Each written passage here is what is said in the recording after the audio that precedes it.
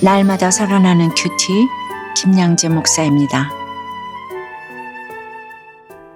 오늘 큐티인 말씀은 잠언 30장 18절에서 33절까지예요.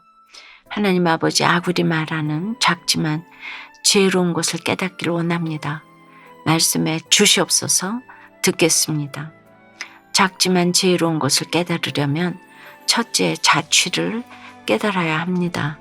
18절에 내가 심히 기이 여기고도 깨닫지 못하는 것 서너시 있나니 라고 해요.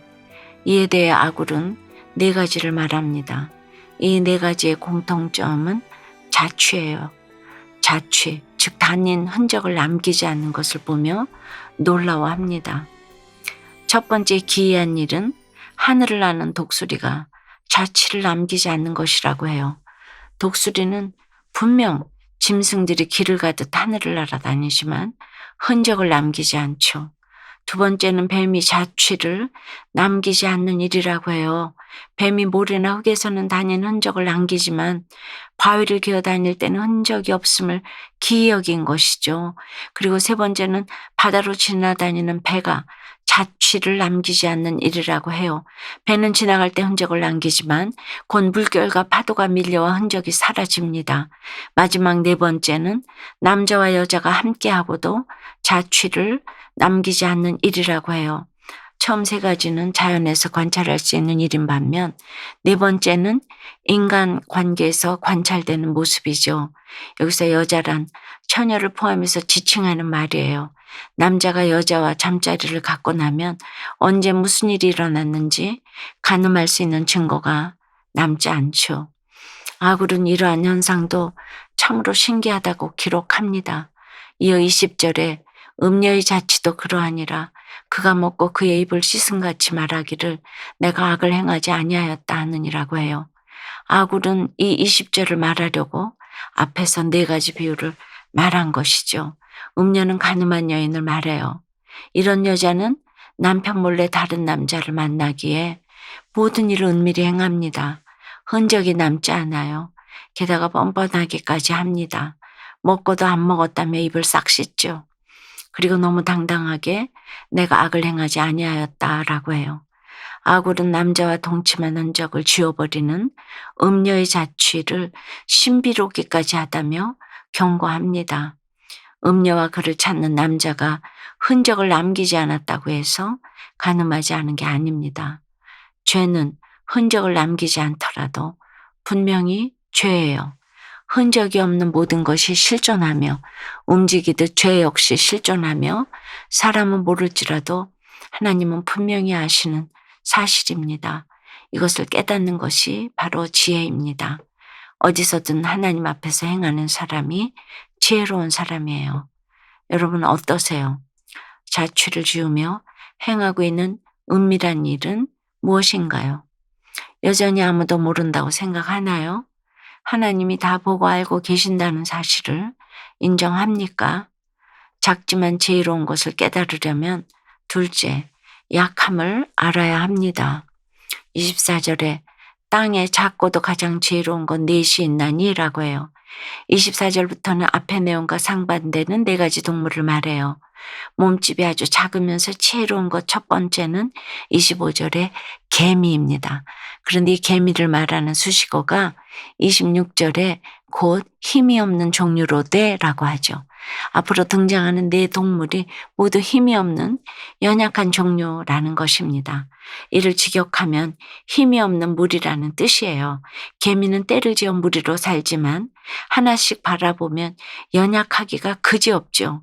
그런데 자신이 연약하다는 것을 아는 이들은 무리를 지어 삽니다. 이것이 지혜이죠. 나의 약함을 아는 사람들은 십자가를 의지합니다. 그리고 그 십자가를 가슴에 품은 사람들이 모인 공동체가 바로 교회이죠. 믿는 사람들의 무리입니다. 약함을 알면 알수록 함께 모이는 것이죠. 이것이 지혜입니다. 약한 종류이지만 지혜로운 네 가지 동물 중 두 번째는 사반이에요. 사반은 바위 너구리라고 불리기도 하는데 이 역시 무리를 지어 강한 바위 틈에 집을 짓고 생활합니다. 자신의 연약함을 아니 무리를 짓는 것뿐만 아니라 바위 위에 집을 짓습니다. 우리도 내 연약함을 알수록 반석이신 예수 그리스도 위에 우리의 가정, 우리 삶의 집을 지어야 해요. 이 바위로 인해 강한 포식자들의 이빨을 피할 수 있는 것이에요. 세 번째는 메뚜기입니다. 메뚜기 역시 큰 무리를 이루어 이동해요. 메뚜기 때에는 그들을 다스리고 호령하는 왕이 없어요. 그럼에도 무리를 지어 다니니 상위 포식자도 함부로 공격하지 못하고 메뚜기 떼가 다녀가면 농작물에 엄청난 피해를 주어 공포심마저 들게 하지요. 이는 연약한 사람들이라도 무리를 이루면 하기 힘든 큰 일도 행하게 됨을 말해요. 우리 개개인은 저 원수 마귀를 대적할 수 없지만 믿는 사람들의 무리인 교회는 음부의 권세도 깨트리는 능력과 권세가 있는 것이죠. 네 번째는 도마뱀입니다. 앞선 세 동물은 모두 떼를 지어 사는데 도마뱀은 홀로 사는 동물이에요. 그럼에도 이 도마뱀 앞에 붙어있는 수식어는 28절에 보니 손에 잡힐만 하여도입니다. 손에 잡힐만한 아주 연약하고 치명적인 단점으로 인해 이 도마뱀이 어디서 거주한다고 하죠? 왕궁에 거주한다고 해요. 손에 잡힐 만큼 작지만 독이 없고 연약하여 큰 위협이 되지 않기에 오히려 모든 사람이 선망하는 왕궁에 그 거처를 두고 살아갈 수가 있다는 거예요. 아굴은 이들의 약함 때문에 오히려 지혜롭게 됨을 강조합니다. 그러므로 내 약함을 인정하는 것이 곧 그리스도의 강함을 입는 비결인 것입니다.